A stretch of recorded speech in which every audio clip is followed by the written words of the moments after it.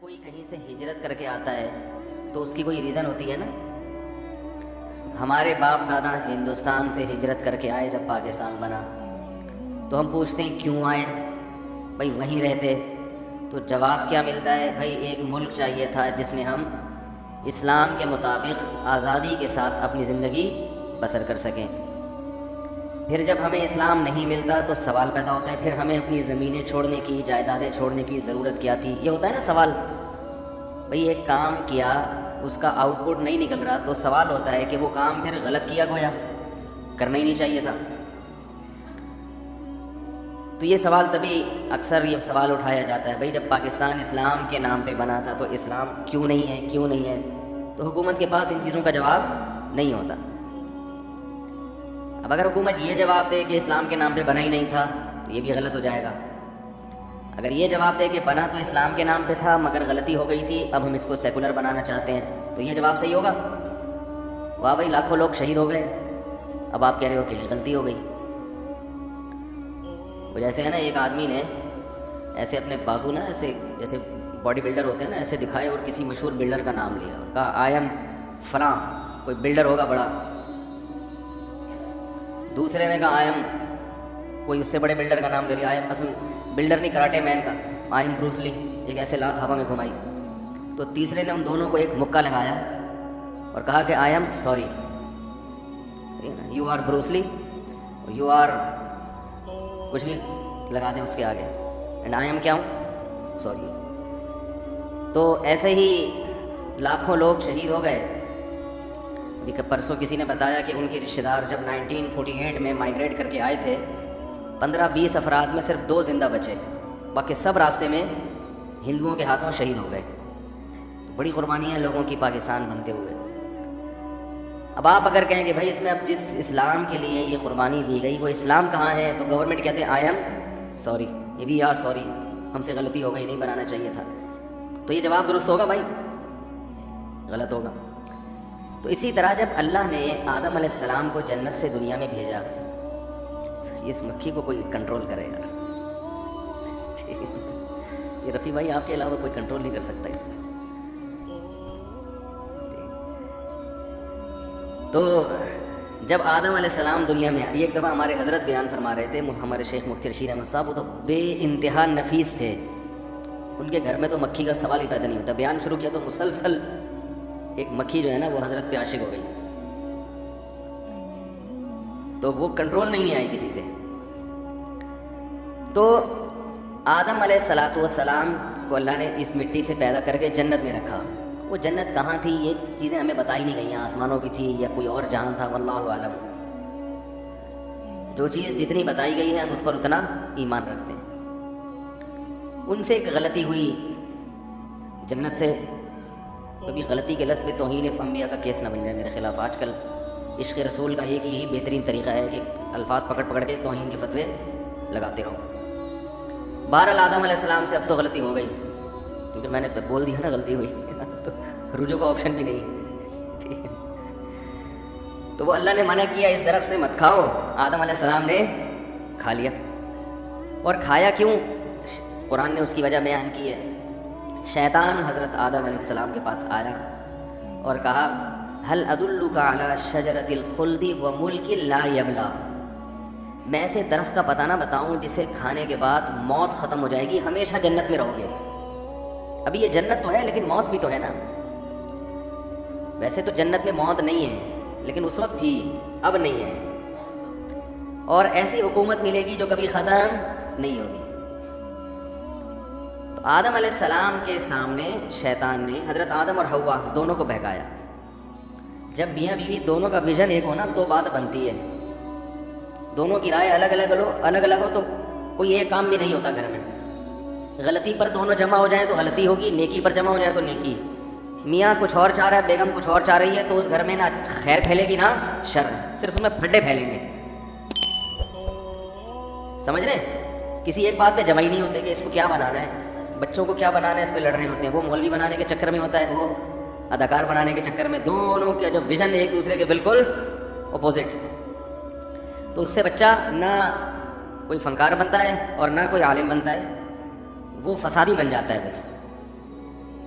تو یہ نکاح سے پہلے دیکھ لیا کریں کہ جہاں پیغام بھیج رہے ہیں دونوں کی رائے اور سوچ ایک جیسی ہے یا نہیں ہے، تو وہ ورنہ معاملہ بڑا خراب ہو جاتا ہے۔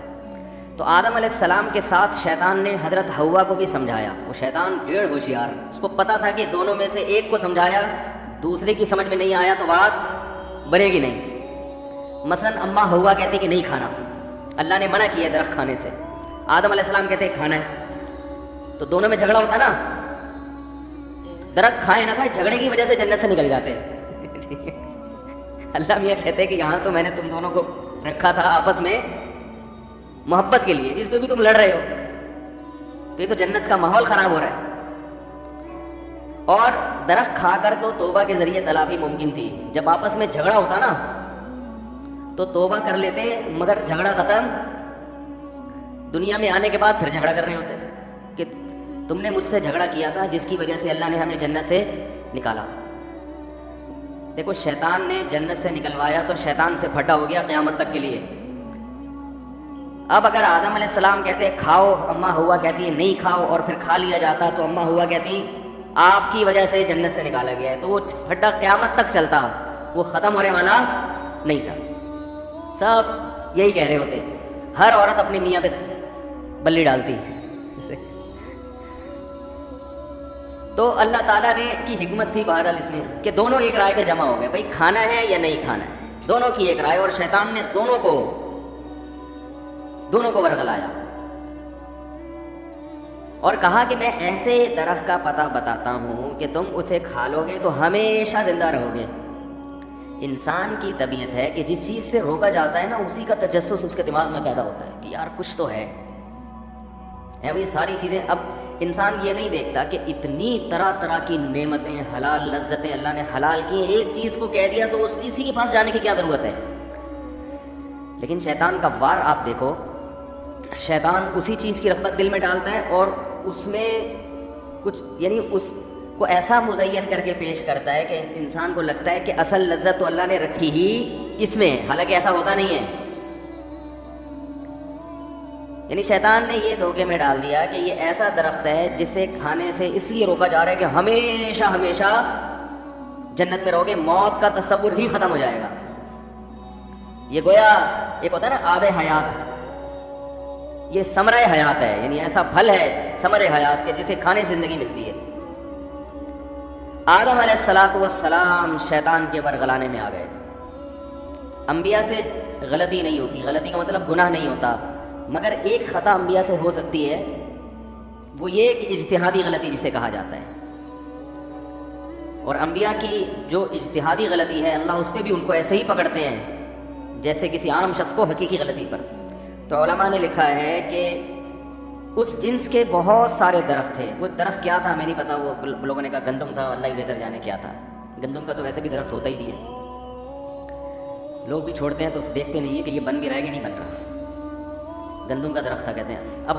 ابھی مجھے خیال آیا، ہم تو بچپن سے یہی سنتے آ رہے ہیں گندم کا درخت، لیکن اب خیال ہو رہا ہے کہ درخت گندم کا ہوتا ہی نہیں ہے۔ تو بہرحال وہ کچھ بھی ہو سکتا ہے۔ تو آدم علیہ السلام کے ذہن میں خیال آیا کہ اللہ نے یہ کہا ہے وَلَا تَقْرَبَا هَٰذِهِ الشَّجَرَةَ، ہادہ اشارہ کے وقت کہا جاتا ہے، یہ والا درخت اس کے قریب مت جانا۔ مطلب یہ تھا کہ اس ٹائپ کے جتنے بھی درخت ہیں، مثلاً فرض کر لیتے ہیں وہ آم کا درخت تھا، تو مراد یہ تھا کہ یہ آم کھانے پر پابندی ہے، باقی جو مرضی کھاؤ۔ تو آدم علیہ السلام اس وقت تک یہی سمجھتے رہے کہ پابندی ہے، ہر قسم کے آم کے درخت پر پابندی۔ لیکن شیطان نے ورغلایا کہ صرف یہ والا، باقیوں پر اللہ نے تھوڑی پابندی لگائی ہے۔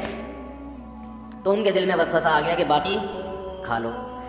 اب یہ غلطی اس لحاظ سے ہے کہ جب کوئی شخص کسی کو آرڈر دیتا ہے نا، تو پہلی مرتبہ اس کا جو مطلب سمجھ میں آئے اصل مطلب وہی ہوتا ہے، اسے بھی سبق ملتا ہے ہمیں۔ اور جو مطلب بعد میں آئیں بائیں شائیں کر کے ضرورتیں اور حاجات کی بیس پہ سمجھ میں آئے وہ اصل مطلب نہیں ہوتا۔ اس سے تقلید کا وجوب بھی ثابت ہوتا ہے کہ مسائل میں کسی ایک مسلک کو فالو کرو۔ لوگ مجھ سے مسئلہ پوچھتے ہیں جی ولی کی اجازت کے بغیر نکاح میں، کہتا ہوں جائز، فقہ حنفی میں جائز ہے۔ بھائی میں تو شافعی فقہ کو فالو کرتا ہوں، میں تو اہل حدیث ہوں، تو آپ کے لیے جائز نہیں ہے ولی کی اجازت کے بغیر نکاح؟ جی وہ تو قرآن حدیث کی روشنی میں جواب چاہیے مجھے۔ تو میں ان سے کہتا ہوں آج تک تو قرآن حدیث کی روشنی آپ جو روشنی ڈالتے رہے ہیں وہ اہل حدیث ڈالتے رہے ہیں آپ کے خیال کے مطابق۔ اب لڑکی کا ابا راضی نہیں ہے تو اب آپ کو امام ابو حنیفہ کا قول قرآن حدیث کی روشنی میں بالکل سمجھ میں آ رہا ہے. اب میں قرآن حدیث سے دلائل دوں گا تو بالکل یہ ہے دلائل. تو جب پہلی مرتبہ یہ مسئلہ انہوں نے سنا تھا تو ان کو وہ والی رائے درست لگی تھی جس میں نکاح نہیں ہوتا, اور حنفی علماء کے جو دلائل ہیں نا قرآن حدیث والے وہ ان کو بالکل غلط لگ رہے تھے. لیکن جب اپنا مسئلہ آیا تو اب یہ والے صحیح لگ رہے ہیں, وہ والے بولتے کیوں نہیں بھائی غلط لگ رہے. جب تک 3 طلاقیں نہیں دی ہوتی تو مفتی طارق مسعود صاحب کے بیان بھی بہت اچھے ہیں, مولانا طارق جمیل صاحب بھی زندہ آباد, اور امام حنیفہ کی تو کیا ہی کہنا بھائی, بڑے آرام سے دلائل سمجھ میں آتے ہیں. لیکن جب دے دی 3 تو اب وہ دلائل سمجھ میں آ رہے ہیں جن میں 3 نہیں ہوتی. یہ انسان کی نیچر ہے, اسی پہ پابندی لگانے کے لیے علماء نے کہا ہے کہ ایک مسلک کو فالو کیا جائے. خواہشات کی بیس پہ دین تبدیل کرنا قرآن حدیث کا لیبل ہر شخص لگاتا ہے, لیکن آپ کو اس کے دلائل زیادہ سمجھ میں آتے ہیں جہاں آپ کی خواہشات جا رہی ہوتی ہیں. ایک تو ویسے بھی یاد رکھو انسان کو پرومیننٹ ہونے کا بڑا شوق ہے, نمایاں ہونے کا. جو سب جس کو فالو کر رہے ہو نا اسی کو فالو کرو گے تو اخبار میں نام تھوڑی آئے گا. ارے بھائی کسی کنٹری میں ایک ہی فقہ کو فالو کیا جا رہا ہو صدیوں سے, آپ بھی اسی کو فالو کرو گے تو کوئی چینل چلے گا آپ کا, اخبار میں نام آئے گا, شہرت ہوگی. آپ کچھ الگ سے کوئی چیز لے کر آؤ مارکیٹ میں, نماز بھی آپ کی تھوڑی سی ڈیفرنٹ ہو, مسائل بھی تھوڑے سے ڈیفرنٹ ہو, اور سب کو غلط کہو کہ یہ سارے غلط ہیں میں ہوں صحیح, تو پھر آپ کی دکان چلے گی. سمجھ آ رہی ہے بات؟ تو بعض لوگوں کو قرآن حدیث کے دلائل اس لیے سمجھ میں آ رہے ہوتے ہیں, حالانکہ دلائل دوسری طرف بھی ہوتے ہیں, لیکن یہ والے اس لیے سمجھ میں آ رہے ہوتے ہیں کہ ان سے ان کی دکان چل رہی ہوتی ہے. اور ویسے بھی 3 طلاق کے مسئلے میں تو اہل حدیث کا مسلک 100% غلط ہے. 3 طلاق میں تو ان سے فتویٰ لینا کسی بھی صورت میں جائز نہیں ہے. یہ الگ ٹاپک ہے, اس پہ میں کئی دفعہ دلائل سے بات کر چکا ہوں, دوبارہ ریکارڈ کرواؤں گا انشاءاللہ. ابھی میں اصل ٹاپک کی طرف آتا ہوں. تو اب دیکھیں آدم علیہ السلام کو جب یہ کہا گیا کہ بھئی یہ درخت نہیں کھانا, تو اس وقت ان کے ذہن میں یہ آ گیا تھا کہ یہ اور اس جیسے دوسرے بھی سب حرام ہیں, تو وہ صحیح مطلب تھا. لیکن شیطان نے کیا کہا, بھائی یہ والا درخت یہی تو اصل ہے, تو اب یہ نہ کھائیں, اس کے سائڈ والا کھا لیں جو ساتھ میں لگا ہوا ہے. اب چونکہ اس میں ایک اٹریکشن شیطان نے پیدا کر دی کہ بھائی اس سے جو منع کیا گیا نا کوئی ریزن ہے, اور ریزن یہی ہے کہ ہمیشہ زندہ رہو گے, تو اب آپ یہ والا کھا لیں. آدم علیہ السلام اور اماں حوا دونوں کو سمجھاتا رہا, دونوں سوچ میں پڑ گئے, دل چاہ رہا ہے کھانے کا. انہوں نے کہا چلو یہ والا نہیں تو یہ والا کون سا اللہ نے صراحتاً منع کیا ہے, کھا لیں گے. اللہ پوچھے گا تو ہم کہیں گے اے اللہ یہ والا تھوڑی تھا, تو نے تو یہ والا کہا تھا, اچھا غلطی ہو گئی, آئی ایم سوری. ٹھیک ہے نا, اے اللہ ہم سے کیا ہو گئی, غلطی ہو گئی. تو جیسے ہی اب یہ غلطی جان کر ایسی نافرمانی نہیں ہے, کیونکہ ایک ایسی غلطی ہے جس کی تعویل ممکن ہے.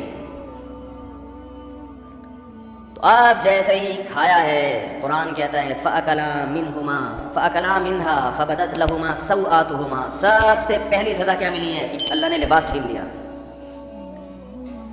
دیکھو یہ سزا کے طور پر بیان کیا, لباس چھین لیا. میاں بیوی دونوں برہنہ ہو گئے, حالانکہ میاں بیوی کا آپس میں کوئی پردہ بولو بھائی نہیں ہے, لیکن اس سے ایک بات پتہ چلتی ہے کہ اگرچہ پردہ نہیں ہے لیکن نارملی حالات میں حیا کا تقاضا ہے کہ وہ لباس پہن کے رہیں, اس سے انسان کو شرم آتی ہے. اب میاں بیوی کا پردہ نہیں ہے تو اب یہ تو نہیں کہ آپ بغیر کپڑوں کے گھر میں گھومنا شروع کر دیں.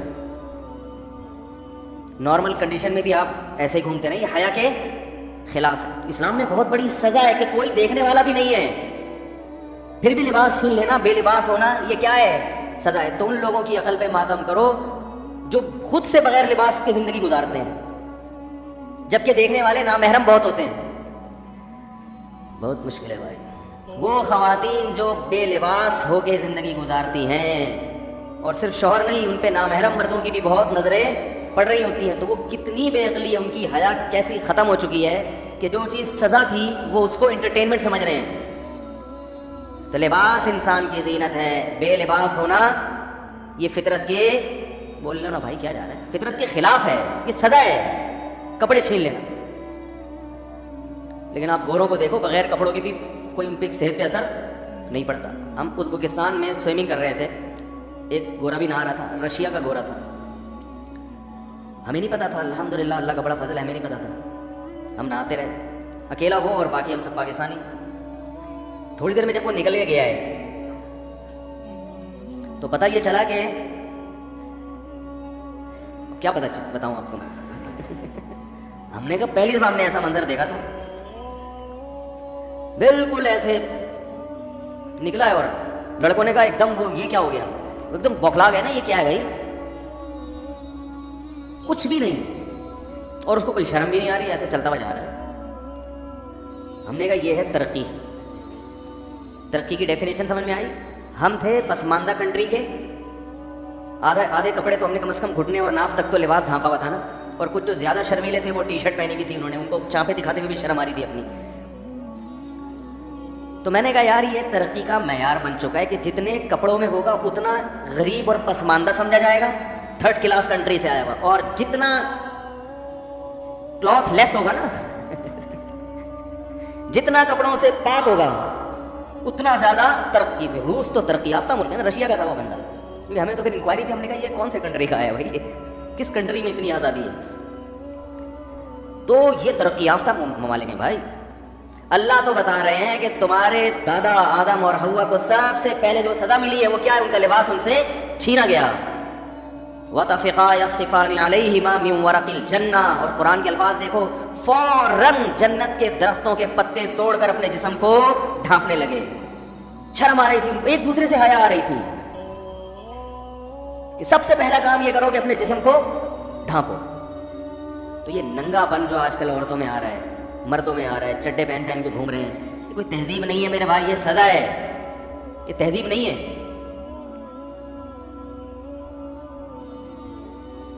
شریعت میں مرد کو حکم ہے کہ ناف سے گھٹنوں تک یہ 24 گھنٹے چھپانا ہے، سمجھ رہے ہیں؟ یہ محرم سے بھی چھپانا ہے اور نامحرم سے بھی چھپانا ہے۔ اور عورت کو حکم یہ ہے کہ وہ اپنے چہرے اور دونوں ہاتھوں کی کلائیوں کے علاوہ پورا ڈریس نامحرم سے ہر وقت چھپائے، اور فتنے کا اندیشہ ہو تو چہرہ چھپانا بھی فرض ہے، اور جوان عورت کو چونکہ فتنے کا اندیشہ ہے لہٰذا اس کے بارے میں فتویٰ یہی ہے کہ اس پر چہرے کا پردہ فرض ہے۔ جو یہ کہتا ہے جوان عورت کے چہرہ چھپانا فرض نہیں ہے، اس میں فتنہ نہیں ہے، تو وہ پاگل ہے۔ سارا فتنہ کہاں سے ہوتا ہے؟ تو چہرے سے ہوتا ہے۔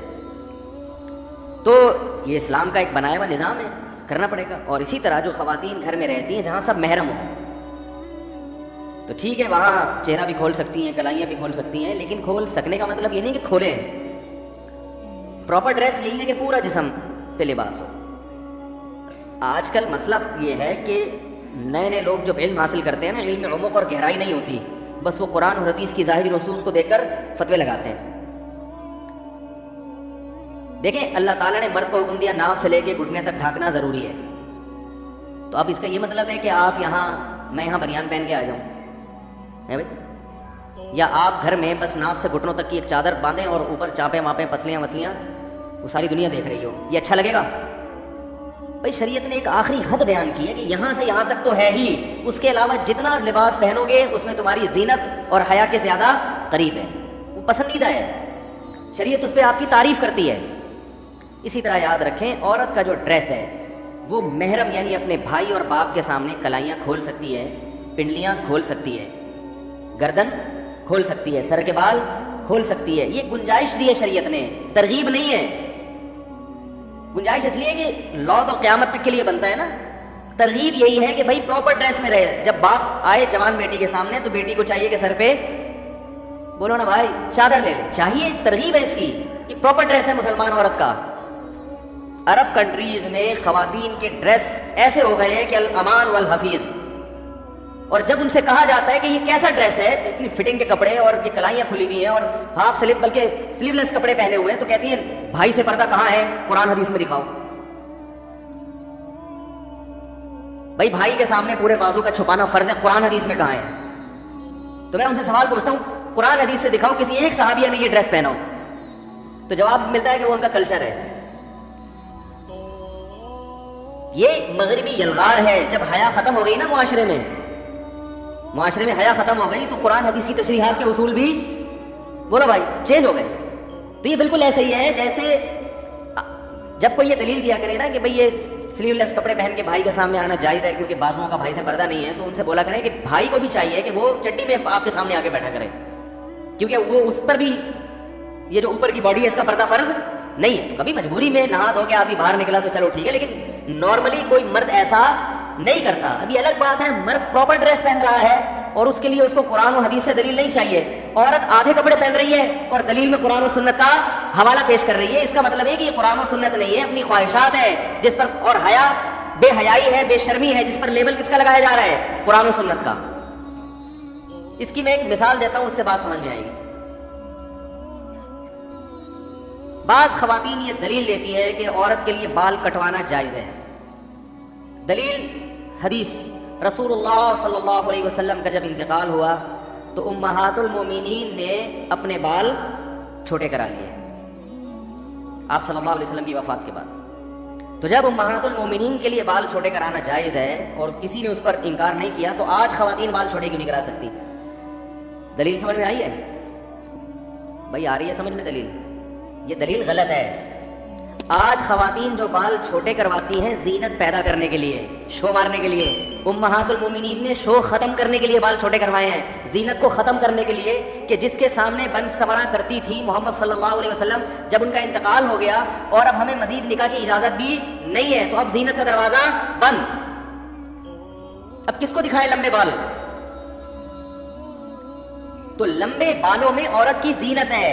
اگر عورت چھوٹے بالوں میں زینت سمجھتی ہے تو یہ تغییر خلق اللہ ہے, اللہ کی بنائی ہوئی تخلیق کو تبدیل کرنا, یہ حرام ہے, ناجائز ہے. بھائی ہاں ہوں کر لیا کریں, سمجھ میں آ رہا ہے؟ تو انہوں نے تو زینت ختم کرنے کے لیے اور آپ شو مارنے کے لیے. اسلام میں عورت کے لمبے بالوں میں زینت, اللہ نے عورت کو لمبے بال دیے اس لیے کہ دیکھو آدمی جتنے لمبے بال کر لے, یہاں سے نیچے, ہم نے تو رکھ کے دیکھے ہیں نا, یہاں سے نیچے بال نہیں نکلتے, بہت زیادہ ہوں گے یہاں تک آ جائیں گے, اس آدمی کے بال اس سے نیچے نہیں, اور پھر مزید بڑھانے کی کوشش کرے گا تو پرانے والے بھی ختم ہو جائیں گے. حقیقت ہے. اور عمر کے بعد, ایک عمر کے بعد آدمی یہاں سے کیا ہو جاتا ہے, دو قسم کے گنجے بناتے ہیں مردوں میں. کچھ لوگ ہوتے ہیں یہاں کے بال رہتے ہیں, بیچ سے گنجے ہو جاتے ہیں, یہ پھر بھی غنیمت ہے کیونکہ بیچ میں تو کوئی دیکھتا نہیں ہے نا جھانک کے. اور کچھ ایسے ہوتے ہیں یہاں سے ایئرپورٹ بننا شروع ہوتا ہے, یہاں تک پہنچ جاتا ہے. یہ ہر مرد کے ساتھ ہوتا ہے, لیکن خواتین کے ساتھ ایسا نہیں ہوتا, کیونکہ اگر ان کے ساتھ ایسا ہوتا تو پھر عورت نہ نظر آتی. اللہ کو یہ بات برداشت نہیں ہے کہ عورت ہو اور مرد نظر آئے. اس لیے اللہ نے عورت کی زینت سر کے بالوں میں رکھی. پہلے بالوں کے شیمپو آتے تھے, سر میں تیلوں کی مالش ہوا کرتی تھی, خواتین بال بڑھایا کرتی تھیں, اور اسی میں ہمیشہ مسلم معاشرے میں ایسا ہی ہوتا رہا ہے. اب گوروں میں, انگریزوں میں, یہ پھر اس وقت کوئی دلیل نہیں دیتی تھی خاتون کے امہات المومنین نے بال کٹوا لیے تھے. وہ بھائی نبی کی موجودگی میں کبھی بھی نہیں کٹوائے, وفات کے بعد کٹوائے. اس وقت کوئی خاتون یہ دلیل نہیں دیتی تھی کہ حدیث بخاری کی حدیث ہے اور مسلم کی حدیث ہے, حدیث نمبر یہ, صفحہ نمبر یہ, حدیث کا حوالہ نمبر یہ, اور یہ جو ہے نا علماء کے پاس تو کوئی دلیل نہیں ہے, ادھر تو امہات المومنین سے بال کاٹنا ثابت ہے. اس وقت کچھ نہیں, کیونکہ اس وقت زینت سمجھی جاتی تھی. جب انگریز بر صغیر میں آیا, حضرت حکیم الامہ مولانا شرف علی تھانوی رحمہ اللہ نے لکھا ہے کہ ہماری عورتیں ان کی عورتوں کو دیکھ کر ان سے متاثر ہونے لگی ہیں, اور اس کے اثرات آئے. وہی پرکٹی کس ٹائپ کی عورتیں ہوتی ہیں نا, بال کٹی, وہی پینٹیں, وہی شرٹیں, وہی سارا کلچر ہمارے یہاں آ گیا. اب اس پہ لیبل کیا لگا لیا, قرآن حدیث میں ناجائز کہاں ہے, یہ ناجائز کہاں لکھا ہوا. عرب کے اکثر عربوں کا کلچر تباہ ہو گیا, اس کی حیا ختم ہو گئی. تو بچپن میں اپنی بچیوں کو سکھایا کریں کہ باپ جب گھر میں آئے, جوان بیٹی سر پہ بولو بھائی چادر لے لے, بھائی جب آئے تو جوان بہن کو چاہیے کہ سر پہ دوپٹہ لے. زیادہ سختی نہ کریں, کوئی حلال و حرام کا مسئلہ نہیں ہے, لیکن کم از کم جو بے حیائی ہمارے معاشرے میں پھیل رہی ہے, جو ماڈرنزم پھیل رہا ہے جس قسم کا, جس سے حیا ختم ہوتی جا رہی ہے, اس کے خلاف کچھ تو انسان جہاد کرے نا, کچھ تو رکاوٹ ڈالے اس میں. آج باپ کو شکایت ہے کہ بیٹی سنتی نہیں ہے بات کو, بھائی کو شکایت ہے کہ چھوٹی بہن پہ بھی میرا زور نہیں چلتا. اس لیے نہیں چلتا کہ اس سے حیا کیا ہو گئی ہے, ختم. اس میں شرم و حیا کیا ہو گئی ہے, جب لباس ایسا پہنے گی تو شرم و حیا ختم, جب شرم و حیا ختم تو بات سننا تو شرم و حیا کے بعد ہوتا ہے. بھائی جس میں شرم و حیا نہیں ہے وہ تو جواب دینے میں فخر محسوس کرتا ہے. شرم اور حیا ہی تو ہے جس سے نظام چلتا ہے دنیا میں. انسان کو شرم آتی ہے باپ کے سامنے اونچی آواز سے بات کرتے ہوئے, بوڑھے سے آگے چلتے ہوئے, علماء کے ساتھ بدتمیزی کرتے ہوئے, اور جو ہے وہ گھر میں جو رشتہ دار ہیں ان سے تمیز سے بات کرتا ہے. شرم ہی تو ہے. اگر یہ شرم آپ نے نکال دی تو بس پھر آپ خیر کی امیدیں نہ رکھیں. تو آدم علیہ السلام کو اللہ نے کیا سزا دی؟ درخت کا پھل کھاتے ہی سب سے پہلی سزا ملی ہے, اللہ نے ان سے ان کا لباس چھین لیا. وَطَفِقَا يَخْصِفَانِ عَلَيْهِمَا مِنْ وَرَقِ الْجَنَّةِ، جنت کے درختوں کے پتے فوراً اپنے اوپر ڈھانپنے لگے کہ حیا اور شرم کی وجہ سے. تو شرم انبیاء کی سنت ہے، سمجھ رہے ہیں؟ حیا انبیاء کی سنت ہے. اور پھر اللہ تعالیٰ نے آدم علیہ السلام سے کہا وَطَفِقَا يَخْصِفَانِ عَلَيْهِمَا مِنْ وَرَقِ الْجَنَّةِ وَنَادَاهُمَا رَبُّهُمَا أَلَمْ أَنْهَكُمَا عَنْ تِلْكُمَا الشَّجَرَةِ وَأَقُلْ لَكُمَا إِنَّ الشَّيْطَانَ لَكُمَا عَدُوٌّ مُّبِينٌ. اے آدم، کیا میں نے تم دونوں سے پہلے نہیں کہا تھا کہ اس درخت کے قریب مت جانا؟ اور میں نے پہلے بتا دیا تھا کہ شیطان تم دونوں کا کھلا ہوا دشمن ہے، وہ تمہیں ورغلانے کی کوشش کرے گا. اب دیکھو شیطان کا ورغلانے کا اسٹائل بھی سمجھ میں آ گیا یہاں کہ شیطان ورغلاتا کیسے. لوگ یہ سمجھتے ہیں کہ شیطان گناہ کی خواہش دل میں ڈالتا ہے، یہ غلط ہے. گناہ کی خواہش یہ ویسے ہی دل میں ہوتی ہے. لوگ کہتے ہیں نا رمضان میں شیطان بند ہو جاتا ہے تو گناہ کیوں ہوتا ہے؟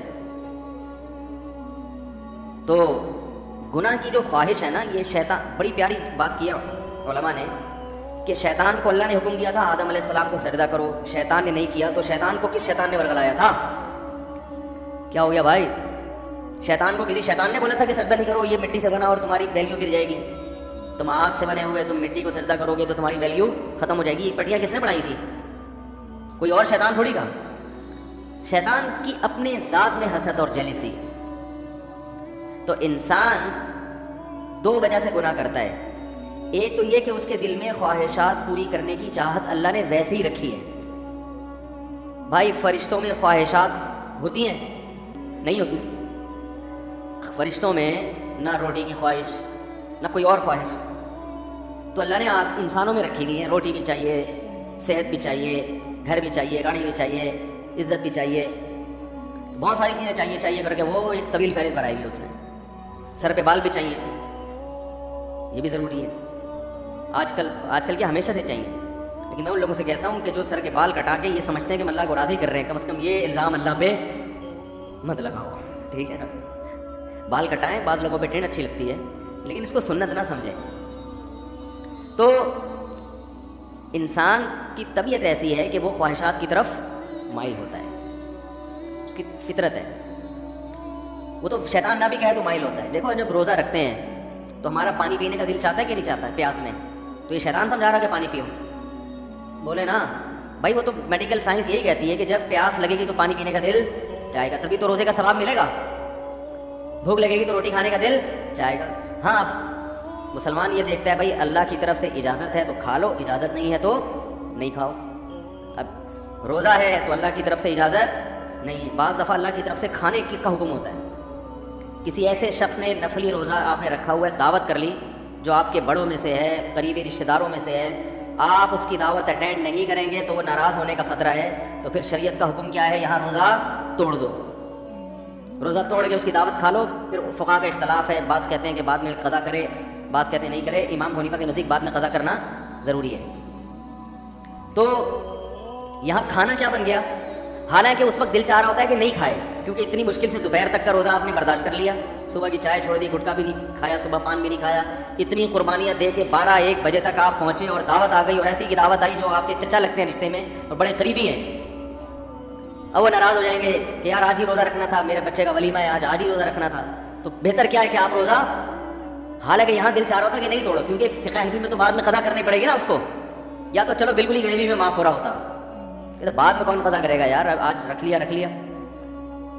تو خواہشات، یہ شیطان نہ بھی ہو تو انسان کے دل میں اللہ نے خواہشات کا ایک سمندر رکھا ہے. شیطان کیا کرتا ہے؟ شیطان یہ دیکھتا ہے کہ یہ آدمی اپنی خواہشات اس لیے پوری نہیں کر رہا کہ اس میں اس کو خطرہ ہے کہ آخرت میں جہنم کی سزا ملے گی. یہی وجہ ہوتی ہے نا مسلمان، ورنہ تو بھائی سارے چرسی روچی ہوتے بھائی. مجھے لوگ آ کے بتاتے ہیں کہ یار وہ فلاں کنٹری میں اتنے لوگ 99% لوگ ڈرگس لیتے ہیں. چرس کا انگلش میں ایک بڑا ٹیکنیکل قسم کا نام آیا ہے جس سے چرس پینے والا چرسی بھی نہیں کہلاتا اور معاشرے میں اس کی عزت ہو جاتی ہے. کچھ دن پہلے ایک صاحب آئے کہ بھائی یہ UK سے آئے ہیں اور یہ ایک انگلش میں چیز میں نام بھول گیا، وہ پیتے ہیں. میں نے کہا یار یہ تو ہم سے زیادہ پڑھے لکھے ہیں، وہ ایسی خوبصورت چیز پی رہے ہیں. انگلش میں نا بڑا ٹیکنیکل قسم کا نام تھا. تو میں نے کہا وہ اس کو اردو میں ترجمہ کیا، انہوں نے کہا چرس. تو میں نے کہا یہ بولو چرسی ہے بھائی. کیا ان کو بولا تو نہیں میں نے, بےعزتی ہو جاتی, لیکن دل میں میرے خیال ہے ان کو سیدھا بولو بھائی یہ کیا ہے, چرسی ہے. مفتی صاحب اس کے ڈریسنگ پہ نہ جانا, اس کی انگلش پہ نہ جانا, ہے چرسی, اصل میں یہ ہونا چاہیے تھا. تو اب کیا ہے کہ وہ وہاں تو بہت زیادہ نشہ ہے نا, تو لوگ کہتے ہیں وہ اتنا نشہ کرتے ہیں, ہر آدمی شراب پیتا ہے, ہر آدمی زنا کر رہا ہے. تو میں کہتا ہوں بھائی وہ تو کریں گے, جب ان کا خیال ہے کہ زنا پہ کوئی سزا ہی نہیں ملنے والی ہے بھائی, تو 2 دن کی زندگی کوف سے کیا فائدہ, لائف کو انجوائے کرو, وہ صحیح کرنے اپنے حساب سے. رہا یہ مسئلہ کہ وہ چرس پی رہے ہیں, ڈرگس لے رہے ہیں تو صحت برباد ہو رہی ہے, وہ کہہ رہے ہیں بھائی صحت بچا کے, مزے کے لیے صحت بچانی ہے نا, تو جب صحت برباد کرنے میں زیادہ مزہ آ رہا ہے تو صحت بچا کے کرنا کیا ہے, کیا خیال ہے؟ ٹیپو سلطان کا قول تھا نا, شیر کی 1 دن کی زندگی گیدڑ کی 100 سال کی زندگی سے بہتر ہے. تو جو چرسیوں کی نظر میں یہ قول کا مطلب یوں ہے کہ ہیروئن چی کی 4 دن کی زندگی بغیر ہیروئن چیوں کی 4000 سال کی زندگی سے بہتر ہے. کہہ رہے ہیروئن پی کے جو 4 دن میں جو مزہ آتا ہے وہ تمہاری بغیر جو ہیروئن کی زندگی ہے وہ 60-70 سال میں کیا ہے یار, یہ کوئی زندگی ہے؟ تو اس کا یہ نظریہ بن چکا ہوتا ہے. تو جب وہ اس کو کوئی آخرت کا خوف ہی نہیں ہے, اللہ کے سامنے جواب دہی کا وہ خوف ہی نہیں ہے, تو وہ جو چاہے کرے بھائی. مسلمان کیا کرتا ہے کہ جب گناہ کی طرف اس کی طبیعت مائل ہوتی ہے, جو ہر ایک کی مائل ہوتی ہے, علماء کی بھی ہوتی ہے, بزرگوں کی بھی ہوتی ہے, عامی آدمی کی بھی ہوتی ہے, یہ تو انسان کی نیچر ہے بھائی. بھوک لگی ہوگی تو روزے میں دل شدید بھوک لگ رہی ہے. آپ دیکھو جب رمضان گرمیوں کا روزہ ہو اور دسترخوان پہ بیٹھے ہوئے ہوں, سامنے چاٹ اور پتہ نہیں کیا کیا چیزیں مزے مزے کی رکھی ہوئی ہوتی ہیں, تو مفتی صاحب بھی ٹائم دیکھ رہے ہوتے ہیں نا جلدی یار کتنا ٹائم رہ گیا, کیا خیال ہے, تو پتہ چلتا بھائی اس کا بھی دل چاہ رہا ہے. تو بزرگ بیٹھے ہوں گے وہ بھی بار بار دیکھ رہے ہوں گے, اذان کی طرف توجہ ہوگی کہ یار کب سائرن بجے گا یا کب اذان ہوگی. تو یہ جو خواہشات اللہ نے ہمارے اندر رکھی ہیں, ان خواہشات کی طرف ہر ایک کی طبیعت مائل ہوتی ہے, لیکن ان خواہشات پہ مسلمان عمل کیوں نہیں کرتا بھائی؟ ناجائز ہے, ضمیر ملامت کرتا ہے بھائی, سزا ملے گی اس پر, دنیا میں بدنام بھی ہو سکتے ہیں اور آخرت میں بھی سزا مل سکتی ہے. یہ چیزیں ہیں جو زنا سے بھی روکتی ہیں, شراب سے بھی روکتی ہیں, ماں باپ کے ساتھ بدتمیزی سے بھی روکتی ہیں, اور بہت ساری چیزوں سے. شیطان کیا کرتا ہے کہ جب آپ بریک لگا رہے ہو نا اس کے انجام کو دیکھ کے, تو شیطان اس کا بھیانک انجام پہ ایک چمک پٹی جو ہے نا یا ایک خوبصورت چادر لگا کے اس بھیانک انجام کو خوبصورت کر کے دکھا دیتا ہے. بات آ رہی ہے سمجھ میں؟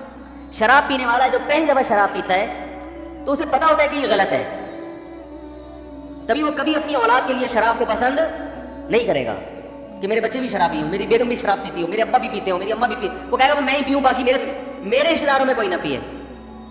تو پہلی دفعہ جب شیطان اس کو شراب پلواتا ہے, اسے پتا ہوتا ہے کہ یہ انسان کو پتا ہوتا ہے یہ غلط ہے, اس کا انجام برا ہے, اس سے جگر خراب ہو جاتا ہے, اور پھر عادت پڑ جاتی ہے, جو نہیں ملے گی تو دماغ خراب ہوگا, اور قتل بھی ہو جاتے ہیں, سب واقعات اس کے سامنے ہوتے ہیں. لیکن وہ یہ کہہ کے پیتا ہے کہ شیطان اس سے کہتا ہے اگر تم نے یہ لذت حاصل نہیں کی اور اس کے بغیر ہی دنیا سے چلے گئے تو یہ مزہ تو بولو بھائی رہ گیا. بعض دفعہ یہ کہتا ہے پی لو 1-2 دفعہ سے کیا ہوتا ہے توبہ کر لینا.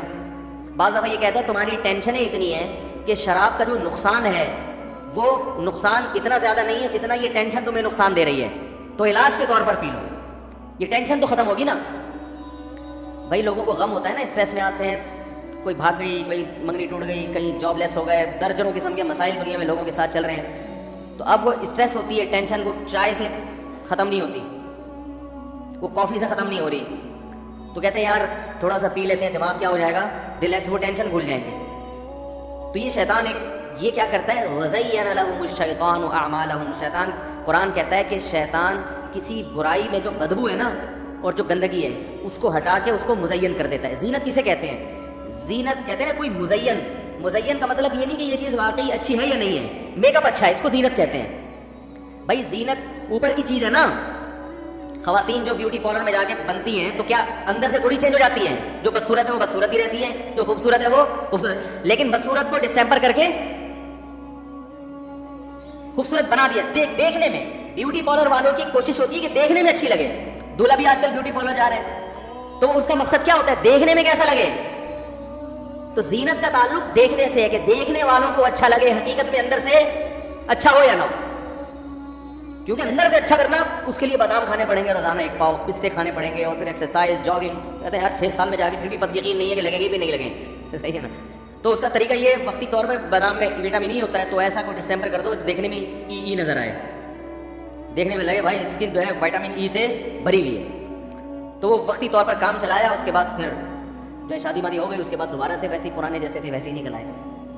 تو زینت کا مطلب کیا ہوتا ہے؟ دیکھنے میں اچھا. تو قرآن کے الفاظ دیکھیں, وَزَيَّنَ لَهُمُ الشَّيْطَانُ أَعْمَالَهُمْ, شیطان ان کے برے اعمال کو مزین کر دیتا ہے, یعنی برائی سے برائی ختم نہیں کر سکتا, لیکن وہ ایسا بنا دیتا ہے کہ دیکھنے میں وہ برا کیا لگ رہا ہوتا ہے؟ اچھا لگ رہا ہوتا ہے, دیکھنے میں اچھا لگ رہا ہوتا ہے. غور کرو گے تو نہیں لگے گا. دیکھو جو چیز دیکھنے میں اچھی لگ رہی ہوتی ہے, اگر اس کی گہرائی میں جا کے غور کرو گے تو پھر عقل فیصلہ کرتی ہے حقیقت میں بھی ہے یا نہیں ہے. لیکن شیطان جب دیکھنے میں ایک چیز کو اچھی بنا دیتا ہے نا, تو شہوت پرست لوگ پھر زیادہ ڈیپ میں جا کے غور کرنے کا تکلف نہیں کرتے. وہ کہتے ہیں یار اچھا ہے نا, بس نظر آ رہا ہے نا, اچھا تو حاصل کر لو اس کو. شراب جیسی بدبودار چیز کو بھی شیطان اچھا بنا کے پیش کر دیتا ہے.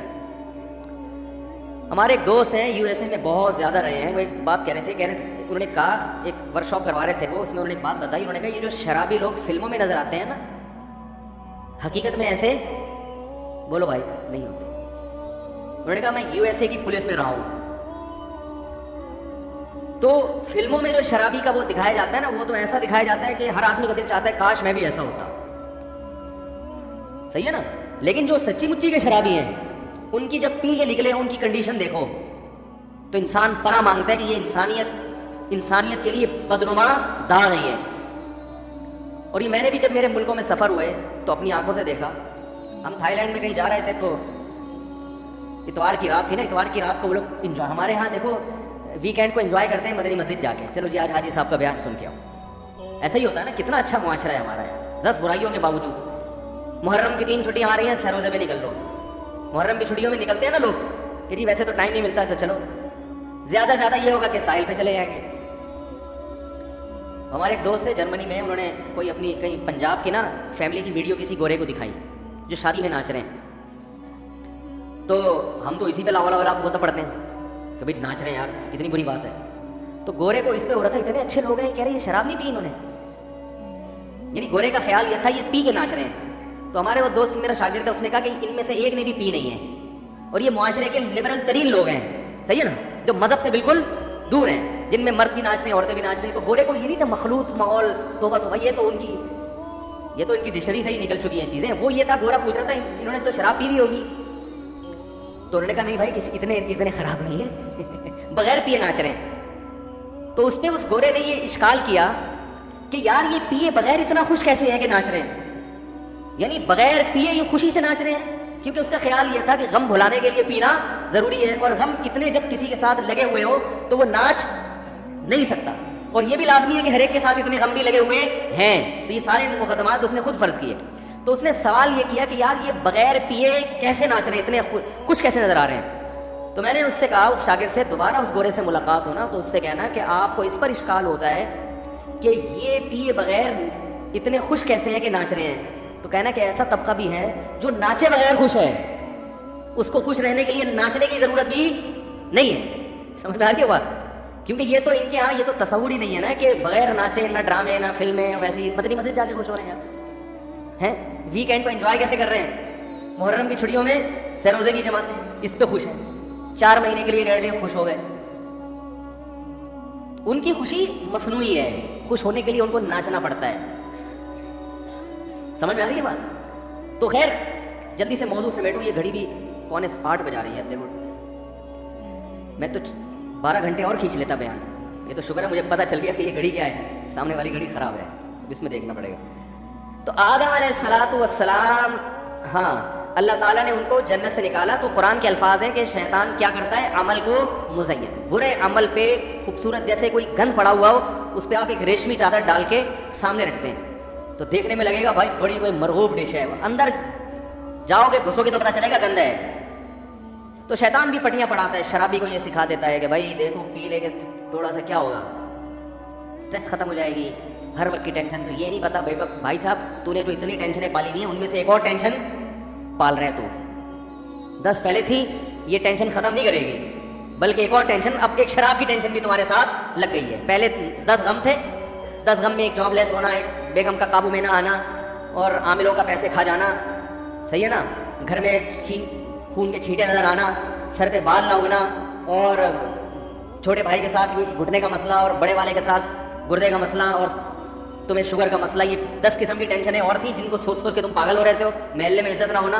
अब शराब इन टेंशनों को ख़त्म नहीं करेगी, एक और टेंशन पैदा कर देगी। वो टेंशन ये है कि अब ये ना मिली तो वो बाकी 9 टेंशनें भूल जाएगा। तो सबसे बड़ी टेंशन तेरी है कि ये हर वक्त चाहिए तुझे, और जब पिएगा तो पब्लिक टेंशन में आ जाएगी तेरी वजह से। क्या ख्याल है?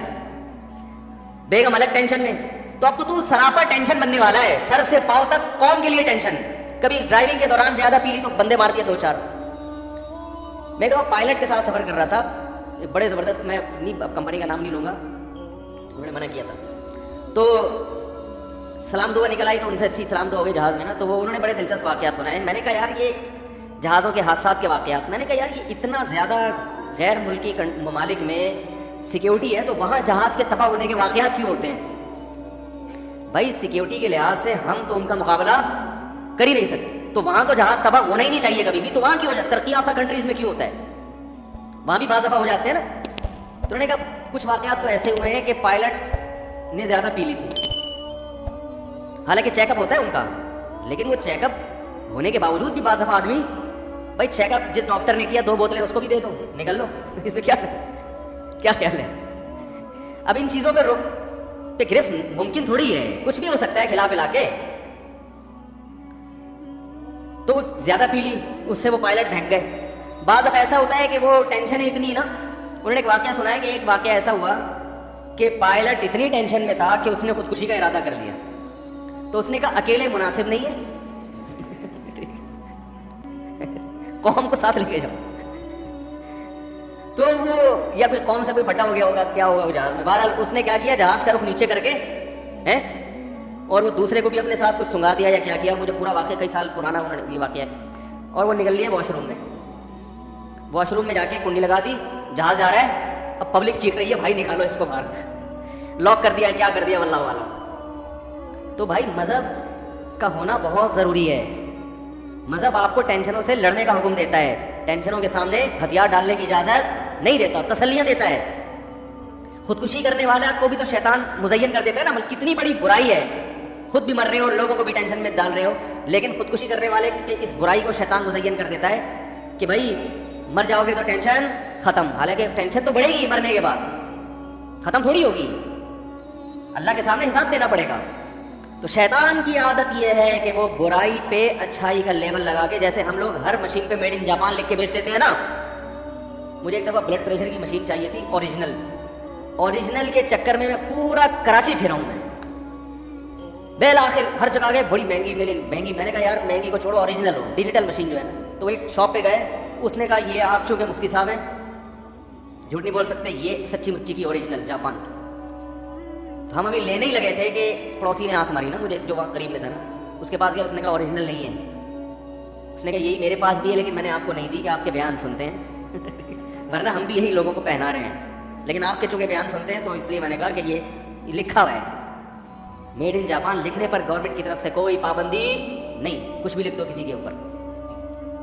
तो शैतान हर बुराई को मुज़य्यन कर देता है। झूठ बोल के लोग तिजारत करते हैं। एक साहब ने मुझे कहा मैं जॉब करता हूँ, मेरा बिजनेस है कपड़े का ना, तो मैं बेचता हूँ, तो मजबूरन कुछ झूठ बोलना पड़ता है क्योंकि आजकल इसके बगैर बिजनेस नहीं है। मैंने कहा ठीक है, फिर लोगों को भी बता दो कि चूँकि बिजनेस नहीं चल रहा, तो तुम जब लोगों से कोई चीज़ खरीदो तो उनको बता दो कि तुम भी मुझे झूठ बोल के बेचा करो, क्योंकि बिजनेस तुम्हारा भी नहीं चल रहा, सिर्फ तुम ही अकेले ठेकेदार थोड़ी है दुनिया में जिसका बिजनेस चलना चाहिए।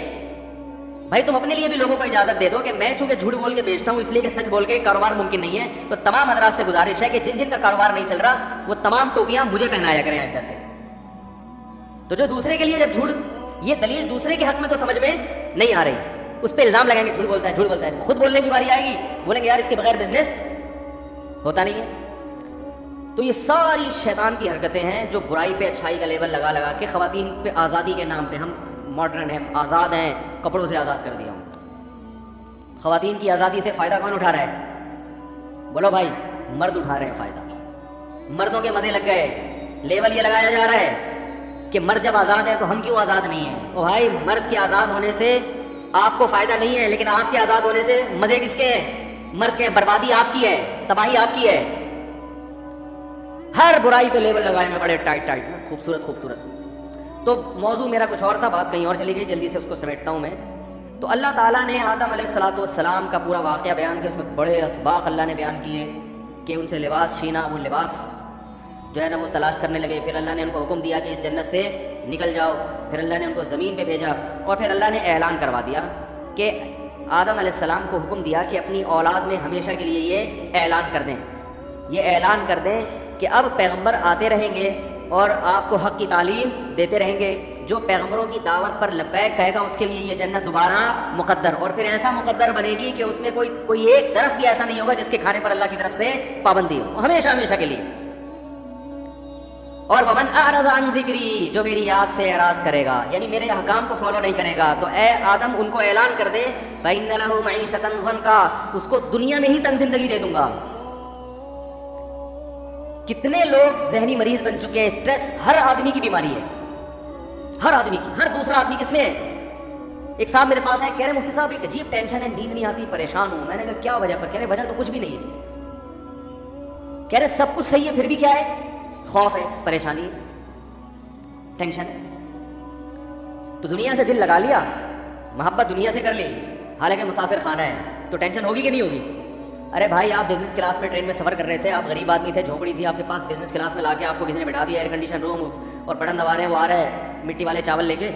وہ آتا ہے اکثر، میں نے کوئی مٹی والے چاول ہی نکلتے ہیں، اللہ تعالیٰ ہدایت ہے ان کو. بزنس کلاس کی بات کر رہا ہوں. وہ بریانی لے کے آیا، بریانی کے نام پہ ایک ڈبہ دیا اس نے آپ کو. وہ بریانی نہیں ہوتی جو شاید اب نئی ٹرینوں میں کچھ آ گئی ہو، تو وہ آپ کو اب اتنا مزہ آنے لگا کہ اب آپ کو اس ٹرین کے ڈبے سے محبت ہو گئی ہے بھائی، کہ یار یہ تو بڑا زبردست اے سی روم ہے اور ماشاءاللہ واش روم بھی بڑا صاف ستھرا. اب آپ کو اس سے محبت ہو گئی. اب آپ بڑی ہنسی خوشی وہاں زندگی گزارنا آپ نے شروع کر دیا. لیکن آپ کو یہ احساس مسلسل کھایا جا رہا ہے کہ بھائی یہ لاہور پہ ٹرین کیا خیال ہے رک جائے گی اور مجھے وہاں سے پھر اب دوبارہ اسی جھونپڑے میں جانا ہے جو میں لاہور چھوڑ کے آیا. اب آپ کو جب ٹینشن ہوگی تو یہ ٹینشن آپ کی پیدا کرتا ہے نا کہ بھائی یہ ڈبہ ہے، ٹرین کی بوگی ہے، اس سے دل لگانے کی آپ کو ضرورت کیا تھی؟ یہ تو مسافر خانہ ہے، یہ تو مسافر خانہ ہے. تو اللہ سے جن لوگوں نے دل نہیں لگایا میرے بھائی، دنیا سے جب انسان دل لگائے گا تو وہ ٹینشن ہے اس کا مقدر ہے، وہ خوش ہو ہی نہیں سکتا، وہ گولیاں کھا کے خوش ہوگا بس. تبھی دیکھو نا ٹینشن ختم کرنے کے لیے کیا کچھ کھایا جا رہا ہے. ہمیں تو گٹکے کا نام یاد ہو گیا، اب تو وہ لوگ کہتے ہیں مجھ سے بھی پرانے زمانے کی پرانی باتیں ہیں، مین پوری ہے اور پتہ نہیں کیا کیا چیزیں، سگریٹ، اور جو چائے پیتے ہیں وہ سارا دن پھونک رہے ہیں چائے، ہر وقت چائے چاہیے ان کو کیونکہ بور ہونے لگتے ہیں. بھائی نہ کوئی فلم دیکھ رہے ہیں، نہ کوئی ڈرامہ دیکھ رہے ہیں، نہ کوئی، پھر چلو چائے ہو جائے. ایسا ہوتا ہے کہ نہیں ہوتا؟ سب سے زیادہ گورنمنٹ کے ملازمین آفس میں بیٹھ کے چائے پیتے ہیں کیونکہ ان کے پاس کرنے کے لیے کوئی کام ہوتا نہیں.